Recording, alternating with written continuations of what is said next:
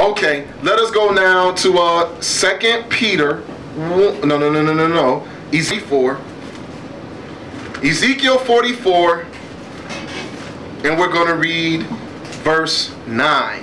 Ezekiel 44. For the sake of time, we won't read more than that. But if you read this chapter, this is talking about the kingdom that shall be built and that shall stand. This is the New Jerusalem.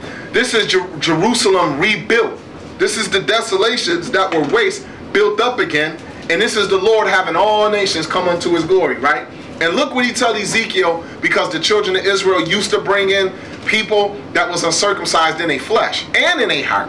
He will bring them into, as a matter of fact, we will at least read that. I believe we might want to back up and start at verse 7, Brother Judah. Ezekiel 44 and 7. In that ye have brought into my sanctuary strangers, uncircumcised in heart and uncircumcised in flesh, to be in my sanctuary, to pollute it, even my house. When ye offer my bread, the fat and the blood, and they have broken my covenant because of all your abominations. Now, do you see who? The stranger that you have brought in and didn't tell him to be circumcised when he came into my house? You have caused the stranger to break my covenant because of your refusal to keep it. And your refusal to keep it is called abomination. That's right. So this is what was done in the old sanctuary. Now he's showing Ezekiel a new sanctuary, and look at what's going to have to happen in this sanctuary. Go ahead. Verse 9. Verse 9. Thus saith the Lord God, no stranger, uncircumcised in heart, nor uncircumcised in flesh, shall enter into my sanctuary of any stranger that is among the children of Israel. Now, the Lord's saying that's not going to happen no more. In this new sanctuary I'm showing you, Ezekiel, you're not going to make that mistake no more. So in the prophets, we see God saying that mistake will not be made again.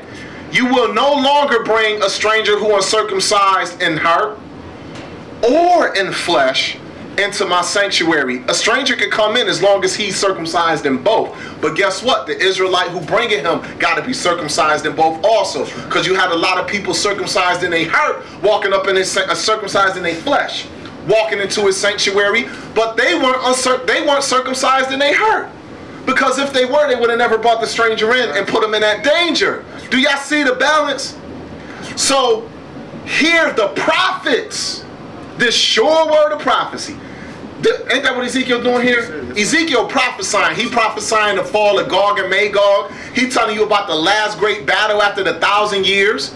He telling you about the new sanctuary to be built. He telling you about all the nations coming up. The resurrected King David leading people in and out of the sanctuary and the Sabbaths. And all Ezekiel talking all of that.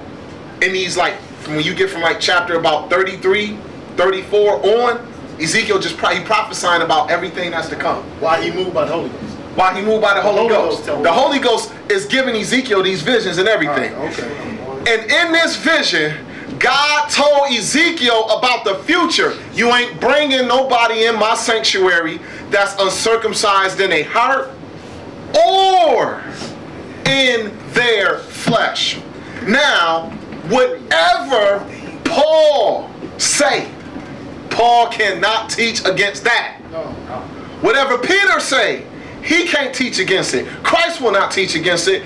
So what I'm saying is, when we go into these letters, don't try to make up what Paul is saying. Understand the context and you may understand more, but also pray for the Spirit of God to lead us into all truth. And don't just think you can read it just like you're reading some novel or some great writing by some great world-renowned author. And these things have to be discerned even by the Spirit of God. So in other words, you're saying basically when you read the letters, they got to go in harmony. They got to. With the law and prophets. They got to. Because he said besides their eyewitness testimony, you have a more sure word, prophets. It is. And you can't kick against that. So even when this lesson is over and we start dialoguing with people, whatever question you come with, it better not go against the prophets. Period. Paul is not teaching otherwise. But let's go ahead. People read some things and they think Paul teaching against the prophets. let us go to Acts chapter 16. Go to Acts 16. We're going to go to Acts 16, and I'm going to show you something. No. I ain't going to do that. Go to Galatians 2 first, then we'll go to Acts. I want you to see something. Go to Galatians 2. And when we get there, let me get there so I can find the exact verse. Now this, if you want to talk about so-called contradictions, then this is contradictory as it get if you don't understand and you just read it. And you might you may say, well, what you talking about, Zadok? In Galatians chapter 2, we're going to read, I'm in Ephesians, I'm sorry. Galatians 2, give me 1 second to get there with you all. Okay, verse 1, please. Galatians 2 and 1. Then 14 years after, I went up again to Jerusalem, Barnabas, and took Titus with me also. And I went up by revelation and communicated unto them that gospel which I preached among the Gentiles, but privately to them which were of reputation, lest by any means I should run or had run in vain. But neither Titus, who was with me, being a Greek, was compelled to be circumcised. Now, here we got Titus popping up at Jerusalem with Paul to come visit brothers, right? And Titus stepped in Jerusalem, and Titus was Greek. He was European. And he was not compelled to be circumcised. Now, here people read this and say, see, brother, he wasn't compelled to be circumcised. Why? Because the circumcision isn't necessary. Titus walked in Christ, right?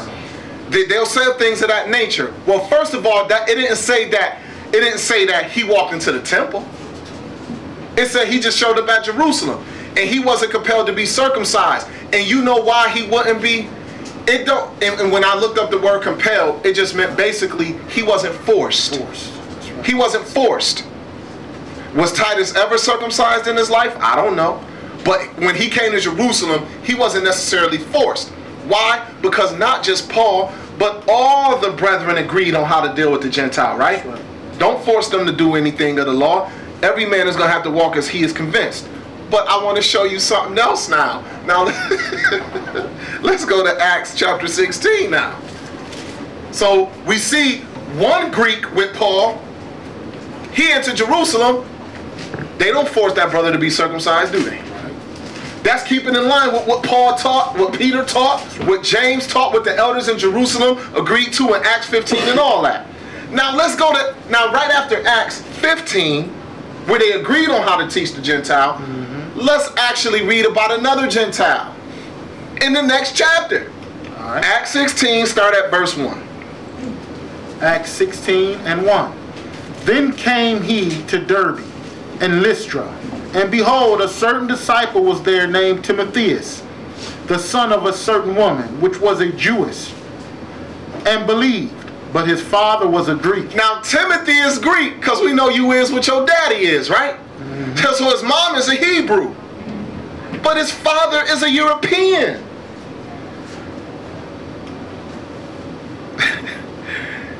This is the same Timothy that 1st and 2nd Timothy is written to, brothers and sisters.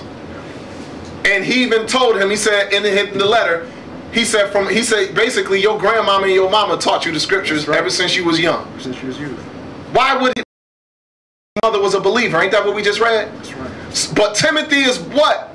By nationality. He's not Israel. He's Greek. Let's look at something. Go ahead. Which was well reported of by the brethren that were at Lystra and Iconium. Him would Paul have to go forth with him, and took and circumcised him because of the Jews which were in those quarters, for they knew all that his father was a Greek. Now, how come Titus wasn't forced to be circumcised, but here you got another Greek, and Paul circumcises him? Now, first of all, it don't say Paul made him. How you gonna circumcise a grown man?